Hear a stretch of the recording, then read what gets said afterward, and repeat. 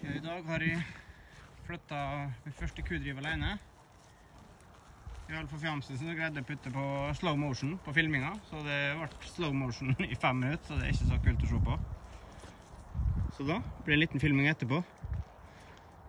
De var i hvert fall drevet fra helt bort i skogholtet her nå. Og alt gikk etter planen, alt gikk fint og rolig for seg. Vi gjorde det helt alene. Slik er det med godt trente dyr. Dumt ikke dere fikk se det. Neste gang.